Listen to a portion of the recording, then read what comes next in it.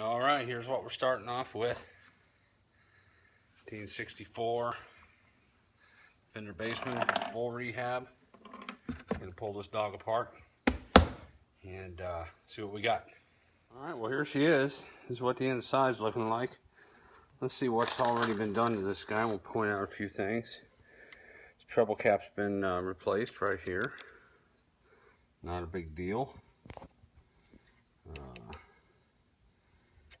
These electrolytics have been replaced right here. This cap. These electrolytics have been replaced. This 500 microfarad cap. We got an extra resistor right here for some odd reason. What else we got here? Got a new treble cap under here. Value's wrong. Well, it's not wrong. It's just not what Fender said it was supposed to be. We got a radial cap right here. Diodes and the bias have not been replaced. I will be doing that. Okay, no resistors there. These screen grid resistors have been replaced with some, let's see, what are those? 470 ohm, 5 watt. Yeah, that's not bad. Let's see, what else we got here? Death cap is still here, right here. We can pull that guy out of there, make it safe. What else got here?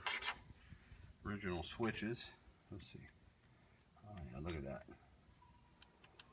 Gonna let you down. We're gonna replace those for you. And not sure what that tape is all about there. And looking pretty clean all overall. A little gritty inside. A little bit of stuff going on in the chassis. We'll make it better. I'll straighten this plate out that's bent here. And all right, well there it is. This is the beginnings of the 64 Bassman. We're going to pull all this stuff out here. We're going to make a nice Marshall circuit for you. And we'll just kind of document as we go along here. We're going to make all these wires that connect to the back of these inputs here and here shielded. I'm going to quiet it down a little bit. All that stuff goes direct to these tubes. You'll notice, just for fun here, that these old Bassmans, they only used half of this second preamp tube. We're going to change that. We're going to make it better. Okay, there it is, and stand by for more stuff. Right. Back for round 3 here. There it is, man. Bare chassis. Ain't nothing left here.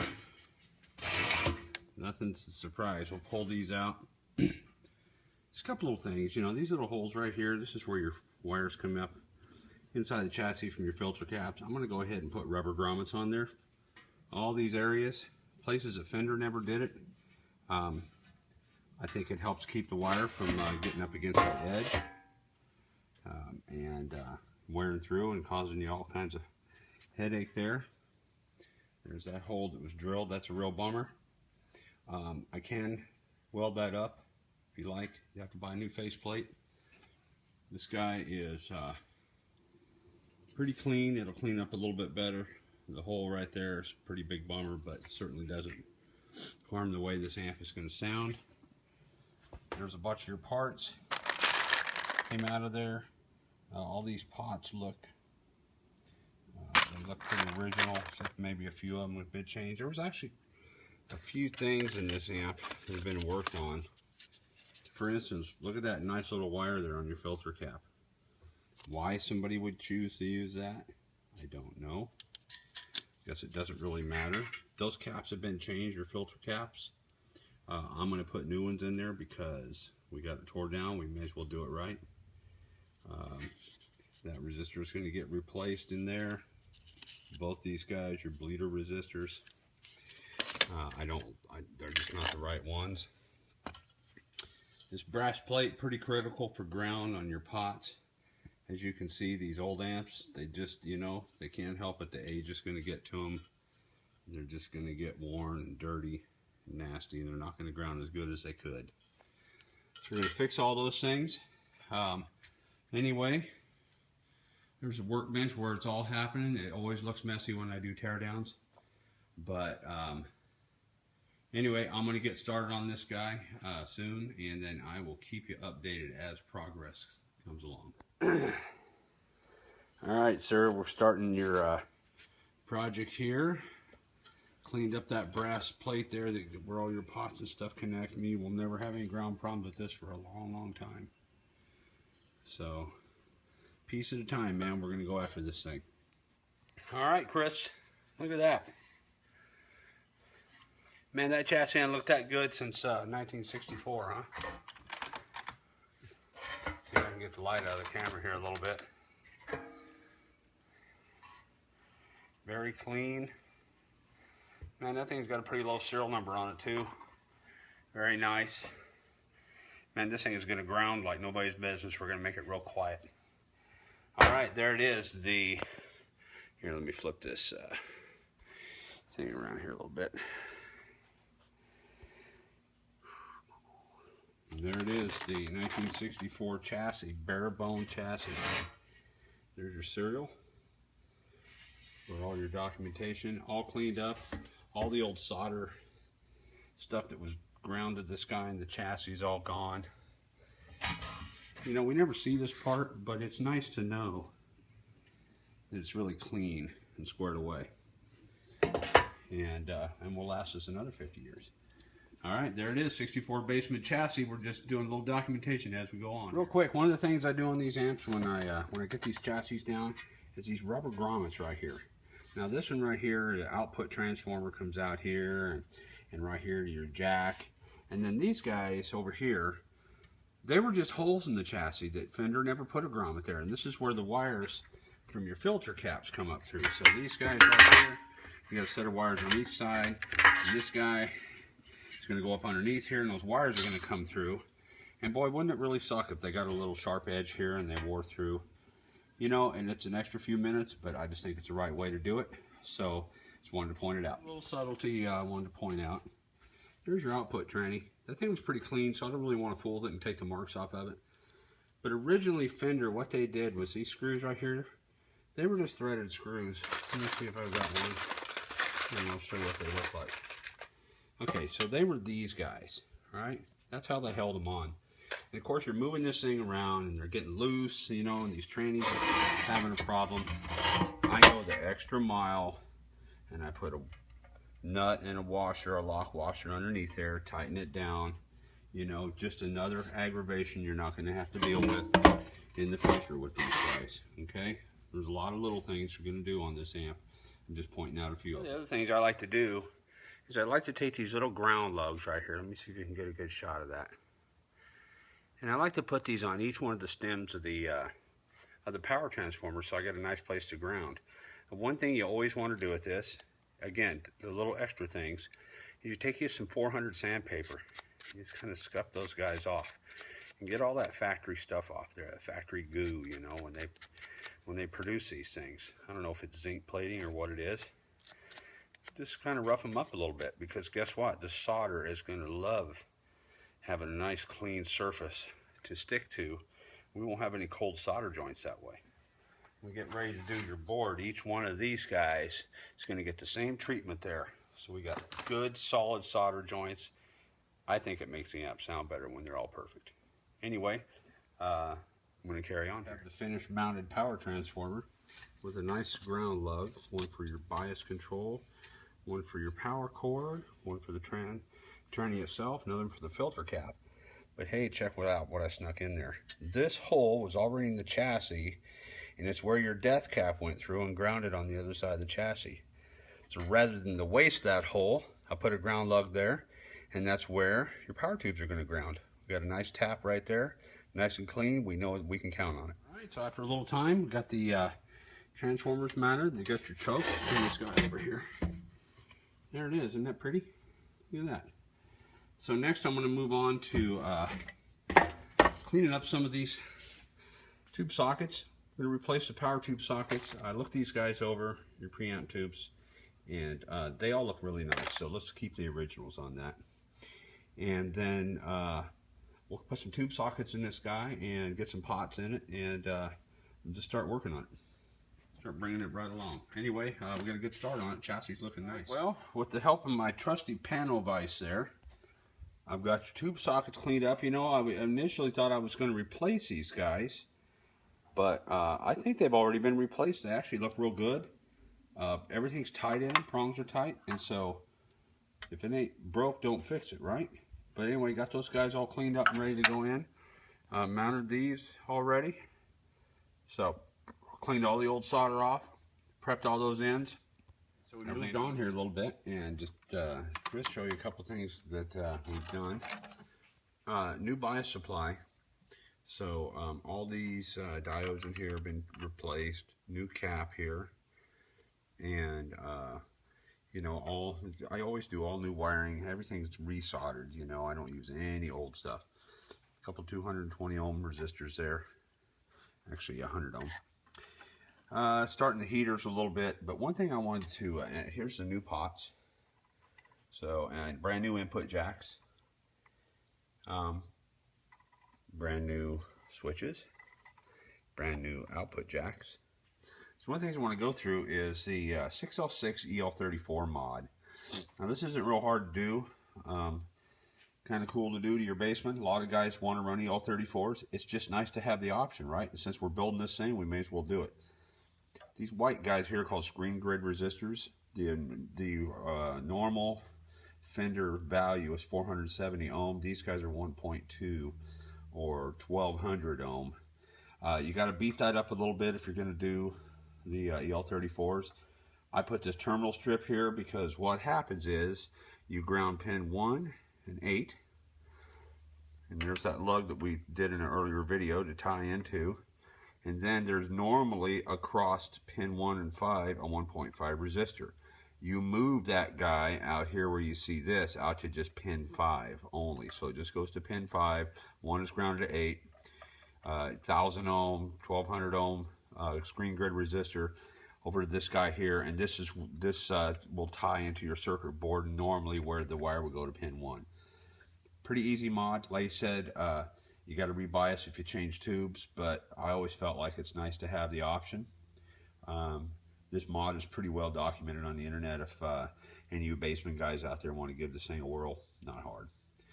All right, I'm going to keep moving on here, but anyway, we'll be back with more stuff. Well, we're coming along here. Got all the pots mounted, switches, bright switch, deep switch, Marshall channel, and the infamous heater tube filament wiring is finished. Got quite a bit of stuff done here. Just giving you a little preview here of a couple things. I started working on the circuit here in the back on the Marshall side, the left side. This switch is, by the way, you know, it says deep. It's going to be really a mid boost. That's what that guy is all about. So anyway, just kind of keeping you in tune here. There'll be more videos to come as we progress.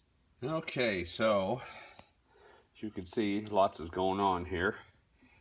Wanted to show you this. This is the two preamp tubes, V1 and V2. This is the circuit that we do for that Marshall tone, and you're gonna like that. Anyway, just showing you a little bit of what's been done. It's just worked on this part, so more to come. All right, a quick little shot of the underneath. I even go the extra mile. And man, I polish these guys out.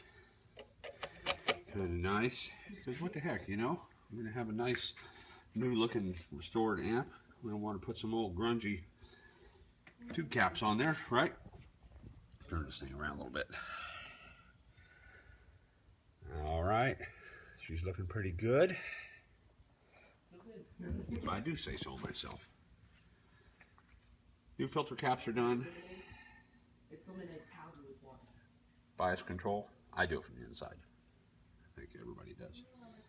Okay. All right, so getting ready to start the board here. Get all your nice blue caps that we save and we use, because those are the important ones. So one thing I want to say to any of you guys out there that might be watching this that are builders, and far be it from me to tell you how to do it, because you're probably a lot better than I am. But you know, one of the things that I do is each one of these eyelets here, you know, when they come and they're kind of rough, you know, and I usually take some 400, I sand the tops. But the other thing I do is I take a drill bit here, and I just take it and just give it a little spin like this. And it kind of roughs it up and cleans it in there. I get way better solder connection that way. And, you know, the better the solder joints are in the amp, you know, every little thing kind of adds up to one big thing. I think it's important. That's why I prep every surface that I solder. Haven't had a cold solder yet. I'm not saying I won't. Just saying I'm doing everything I can to avoid it. So just a little blurb on the fiber, on the eyelet board there. This one's nice and straight. It's going to give another 50 years of good use. And probably on the next video, you'll start seeing some components on that thing. Well, I just finished part of the board here. Put some light on this. And just showing you we use the nice blue caps there, new carbon comps. Some nice Sprague axial lead electrolytics there.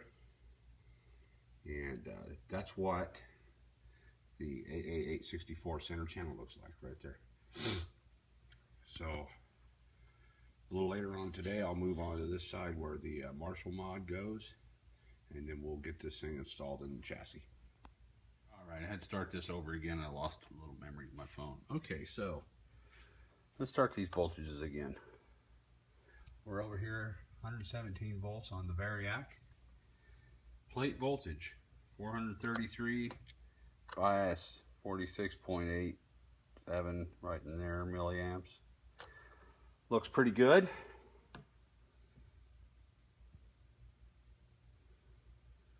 $241, $230. I'm happy with both those.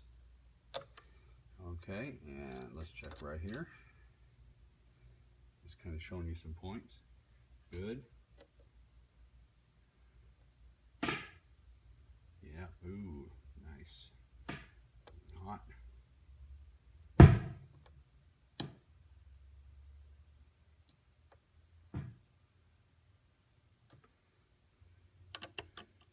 Over to onto the Marshall side, 250 and 203. Those voltages look good. I'm pretty happy with what we got here. So anyway, next thing I'm going to do is just grab a guitar and let's hear what this thing sounds like. I'm excited. All right, well, we're going to fire this guy up and get a sound test out of it. I've got an old 335 here, a 66 model, and I think this guy is tuned and ready to go. Let's let it warm up here for a second. And yeah, this is always the good part for me. Okay, off standby. Let's take it up to about 4 here first.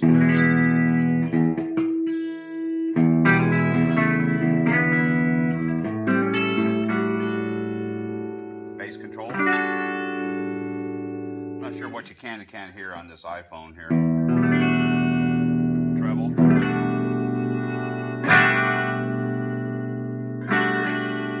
Bright switch. I can make that bright switch a little more radical by just changing the cap there, but I'm using a 100 picofarad. That's what seems to be, you know, kind of a nice round number. Fender had a 120 in there. I step it down to 100 because, you know, that's really, I think, works good. Crank it up around 6. Still clean, but it's starting to get louder and it's breaking up a little bit. Really starts to come on around 8 there, 7.5.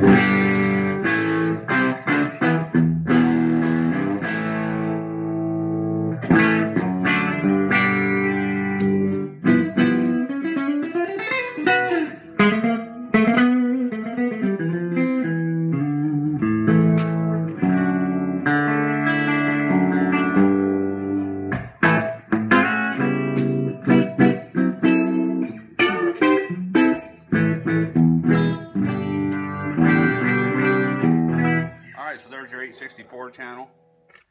I'm going to come on over here to the the meaner kind of Marshall-esque thing here. I've got the treble on 5, bass on 5. Start bringing it up here.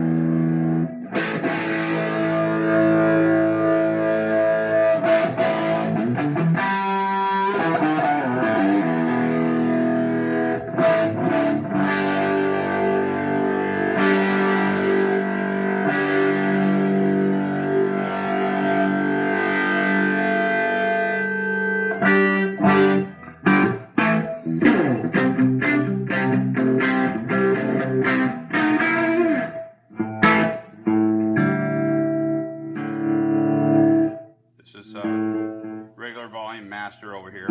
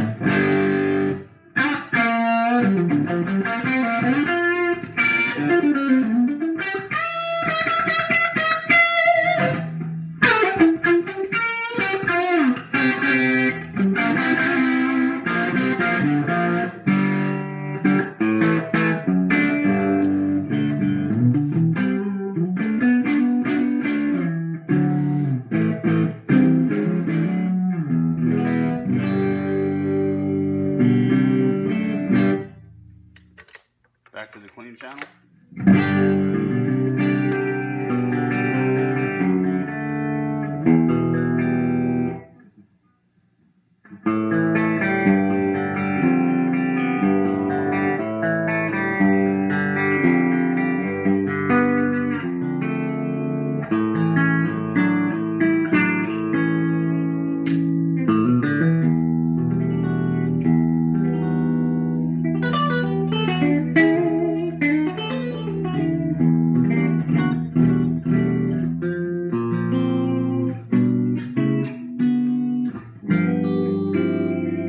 There it is, man. A completed 64 Bassman AA864 channel. Marshall-esque 2203. Nothing's a real Marshall unless it's a real Marshall circuit, but this is it's very close to what you get on this Bassman. Pretty versatile stuff here. So anyway, enjoy, and I'll catch you guys on the next amp. Thanks. All right, well, this is the final little clip here for the little Bassman rebuild, and if anybody likes what I do, and they would like to possibly have me redo their Bassman, shoot me an email at mskaggs, mscaggs at emike.net. That's emike.net, and shoot me your contact info, and we'll get together, and maybe we can put something together and restore your old Bassman and make it like new again. All right, thanks for watching. Appreciate it. See you later.